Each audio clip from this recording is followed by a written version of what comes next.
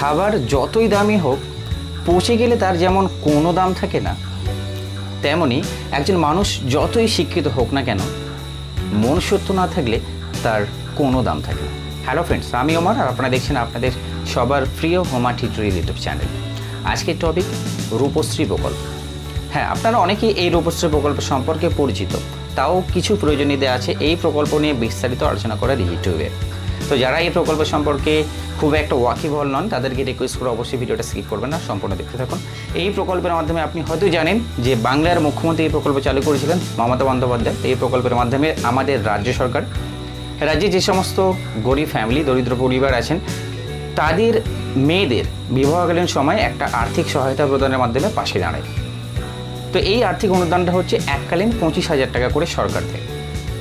তো এর প্রাথমিক যে শর্ত, সেই শর্ত সম্পর্কে আজকে আপনার সঙ্গে আমি বিস্তারিত ধারণা দেবো।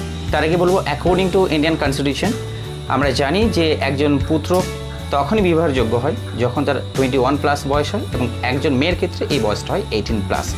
তো এই রূপশ্রী প্রকল্প অনলি ফর গার্লস প্রাথমিক শর্ত। তাই কন্যাটিকে অবশ্যই এই প্রকল্পে অ্যাপ্লাই করতে হলে তার প্রথম শর্ত 18 বছরের বেশি বয়স হতে হবে বিবাহের দিন পর্যন্ত। বিবাহের দিন অ্যাটলিস্ট তাকে 18+ হতেই হবে, তবে এই প্রকল্পে অ্যাপ্লাই করতে পারবে।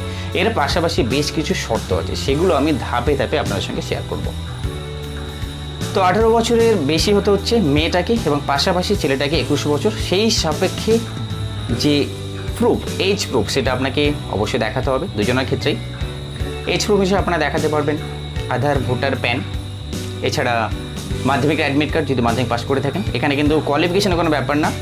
কন্যা যদি স্কুল নাও যায়, পুত্র যদি স্কুল নাও যায়, সেক্ষেত্রে অ্যাপ্লাই করতে পারবেন।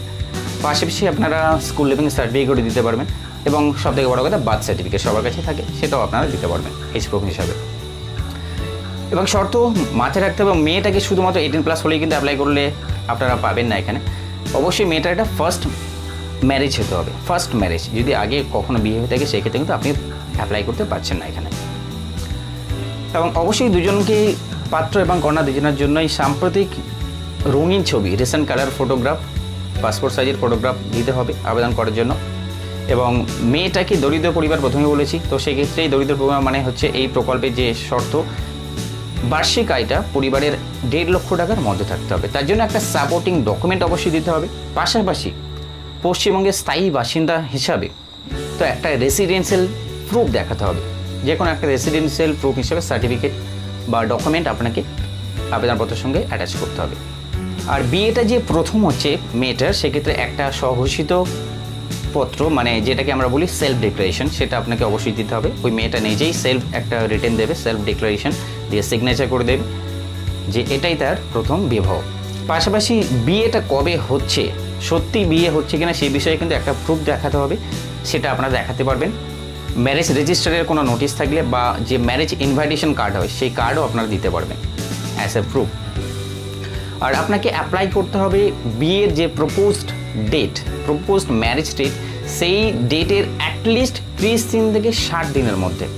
আগে 30 দিন থেকে 60 দিনের মধ্যে, মানে যদি আপনারা 29 দিন আগে অ্যাপ্লাই করেন কিন্তু আপনারা পারবেন না। 30 দিন আগে, অ্যাটলিস্ট 30 দিন আগে অ্যাপ্লাই করতে হবে। আবার যদি মনে করেন যে 61 দিন আগে আপনারা অ্যাপ্লাই করবেন, 62 দিন আগে অ্যাপ্লাই করবেন, সেক্ষেত্রেও কিন্তু পারবেন না। মানে ব্যাপারটা হচ্ছে 30 থেকে 60-এর মধ্যে আপনাকে অ্যাপ্লাই করতে হবে।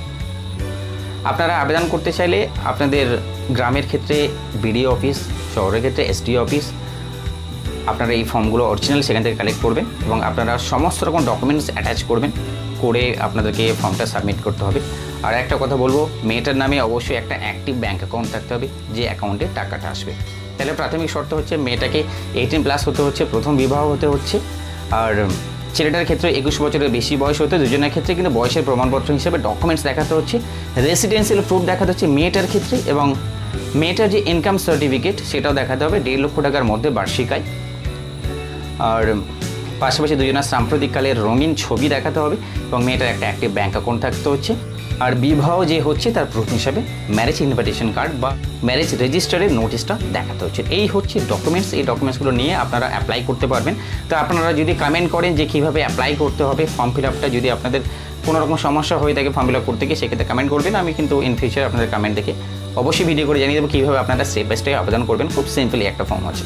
তো ভিডিওটা আমি বেশ বড় করতে চাচ্ছি না, ভিডিওতে শুধুমাত্র এটুকুই আপনাদের সঙ্গে শেয়ার। রূপশ্রী প্রকল্পের মাধ্যমে বাংলার ঘরের যে কন্যা যাদের বিবাহ হতে সমস্যা হচ্ছে আর্থিক অনটনের কারণে, তারা কিন্তু রাজ্য সরকার থেকে 25,000 টাকা আর্থিক অনুদান পাবেন। তো সেই ক্ষেত্রে আপনারা অ্যাপ্লাই করতে পারেন। ভিডিওটা এখানে শেষ করবো। অবশ্যই ভিডিওটা এখনও পর্যন্ত লাইক না করে থাকলে রিকোয়েস্ট করবো লাইক করবেন এবং অনেক করে বন্ধুদের সঙ্গে শেয়ার করবেন। পাশাপাশি চ্যানেল নতুন হলে অবশ্যই সাবস্ক্রাইব করুন এবং বেল আইকনে অতি অবশ্যই ক্লিক করে অল নোটিফিকেশন সিলেক্ট করুন। ভালো থাকবেন, ফিরে আসছি নেক্সট ভিডিওতে।